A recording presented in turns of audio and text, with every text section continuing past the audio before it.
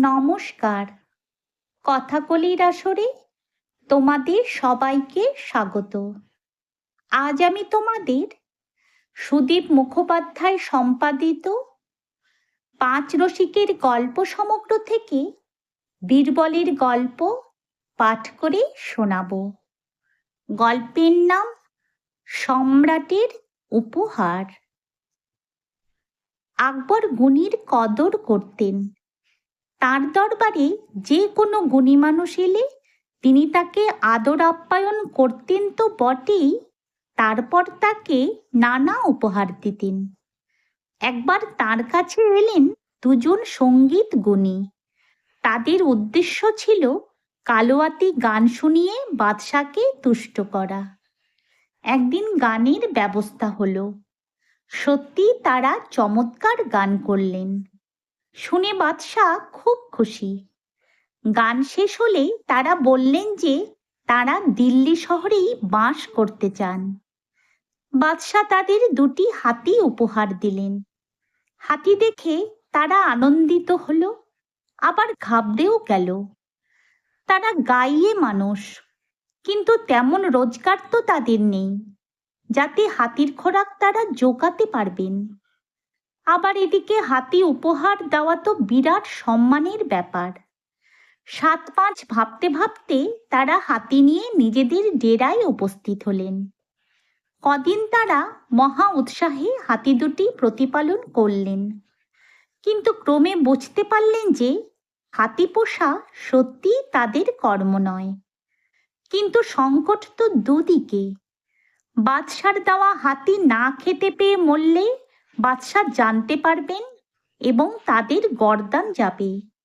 বিক্রি করলেও বাদশার অপমান, তাতেও এক ফল।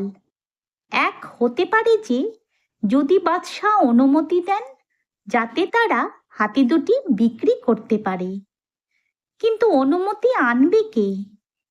এই সব ৭-৫ ভেবে ভেবে এবং টাকা কড়ির অভাবে তাদের অবস্থা হয়ে উঠল যাকে বলে কাহিল। অবশেষে তারা ভাবলেন যে বীরবল বোধ হয় তাদের বিপদ থেকে উদ্ধার করতে পারেন।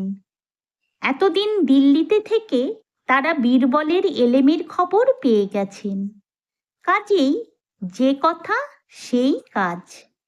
খুব সকালে তারা বীরবলের বাড়ি এসে হাজির। বীরবল তাদের চিনতে পেরে প্রশ্ন করলেন, আপনাদের আবার কি সমস্যা? তারা সবিস্তারে তাদের বিপদের কথা জানালেন। বললেন, দেখুন, আমরা ছা পোষা মানুষ, কিভাবে হাতিকে খাওয়াই আর নিজেদের খাবার জোগাড় করি। বীরবল একটু ভেবে বললেন, ঠিক আছে, আমি ভেবে রাখব কি করলে আপনারা বিপদ থেকে উদ্ধার হতে পারেন। আপনারা কাল সকালে আসুন। পরের দিন বীরবল তাদের বললেন যে আপনারা ২টো বড় ঘণ্টা, ২টো ঢাক আর কিছু ছোট ঘণ্টা জোগাড় করুন। এগুলো হাতির গলায় এইভাবে ঝুলিয়ে দেবেন যাতে হাতি চললেই ঘণ্টা আর ঢাকের আওয়াজ হয়। আর আজ থেকে হাতির খাওয়া একেবারে বন্ধ। কাল ওই ঘণ্টা আর ঢাক বাঁধা অবস্থায় হাতি দুটোকে রাস্তায় ছেড়ে দেবেন। ভয় পাবার কোনো কারণ নেই। এরপর বীরবল তাদের কানে কানে আরও কিছু উপদেশ দিয়ে তাদের বিদায় দিলেন। পরের দিন শুরু হয়ে গেল ভয়ানক কাণ্ড। হাতি দুটো ভীষণ শব্দ করতে করতে বাজারে গিয়ে উপস্থিত হলো। তারপর তরি তরকারি, ফলমূল, বাজারে যা কিছু ছিল সব একধার থেকে খেতে শুরু করলো। এক লহমায় বাজার ফাঁকা। বাদশার কানে খবর গেল যে ২টো পাগলা হাতি বাজার আক্রমণ করেছে। বাদশাহ সঙ্গে সঙ্গে কোতোয়ালকে আদেশ দিলেন, যেভাবে হোক হাতি দুটোকে বন্দি করো আর এদের মালিককে ধরে নিয়ে এসো। অবিলম্বে হাতি বশ হয়ে গেল। গায়ক দুজনও ধরা পড়ে গেল। বাদশার কাছে যখন তাদের আনা হলো তখন তাদের জীর্ণ শীর্ণ চেহারা দেখে বাদশাহ প্রথমে তাদের চিনতেই পারলেন না। পরে পরিচয় দিতে বুঝলেন। তারা তো কেঁদেই ফেলল, হুজুর, আমাদের নিজেদেরই খাবার ঠিক নেই, তার উপর এই হাতি দুটোর খাওয়া।